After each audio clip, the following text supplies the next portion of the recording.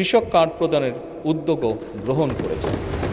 ইতিমধ্যে নির্বাচনী ইশতেহারে ঘোষিত কিছু গুরুত্বপূর্ণ কার্যক্রম বাস্তবায়নের লক্ষ্যে উল্লেখযোগ্যভাবে অগ্রগতিও হয়েছে। প্রান্তিক ও নিম্ন আয়ের পরিবারগুলোকে, যেখানে বাংলাদেশের অধিকাংশ পরিবারই প্রান্তিক বা নিম্ন আয়ের পরিবারের সদস্য, এই পরিবারগুলোকে প্রাথমিক পর্যায়ে 13টি জেলায় প্রায় 37,814টি নারী প্রধান পরিবারকে ফ্যামিলি কার্ড প্রদান কার্যক্রম শুরু হয়েছে। মাননীয় স্পিকার, একই সাথে কৃষকের সার্বিক সুরক্ষা প্রদানের জন্য সরকার কৃষক কার্ড প্রদানের উদ্যোগও গ্রহণ করেছে।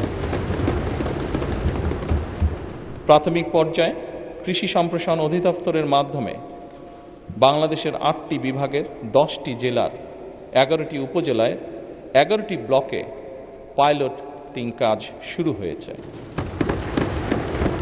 এছাড়া নির্বাচনী অঙ্গীকার বাস্তবায়নের লক্ষ্যে ইতিমধ্যে সরকার শস্য, ফসল, পশুপালন ও মৎস্য খাতে 10,000 টাকা পর্যন্ত কৃষি ঋণ এরই মধ্যে মওকুফ করেছে।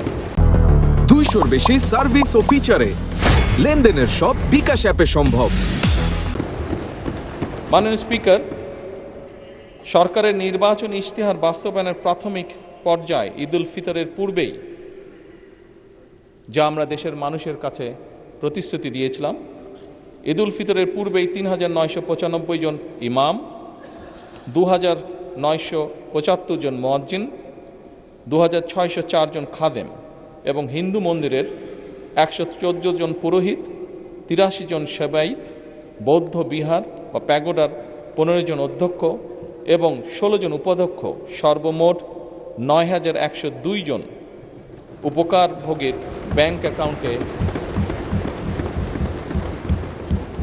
নির্বাচনী প্রতিশ্রুতি অনুযায়ী সম্মানী পৌঁছে দেওয়া হয়েছে। মাননীয় স্পিকার, ই হেলথ কার্ড প্রদান বিষয়ে পাইলটিং কার্যক্রমের আওতায় খুলনা জেলায় ই হেলথ কার্ড প্রদানের জন্য একটি প্রকল্প অনুমোদন প্রক্রিয়াধীন রয়েছে। সরকারের নির্বাচনী ইশতেহার অনুযায়ী আগামী 5 বছরে ইনশাল্লাহ 20,000 কিলোমিটার খাল খনন পুনর্খনন কর্মসূচি গত 16ই মার্চ 2026 হতে বাস্তবায়ন শুরু হয়ে গিয়েছে। এর মধ্যে জুন 2026 পর্যন্ত পানি সম্পদ মন্ত্রণালয়, স্থানীয় সরকার বিভাগ ও কৃষি মন্ত্রণালয় 1204 কিলোমিটার খাল খনন পুনর্খনন করবে ইনশাল্লাহ। এছাড়া দুর্যোগ ব্যবস্থাপনা ও ত্রাণ মন্ত্রণালয় কর্তৃক 2026 সাল পর্যন্ত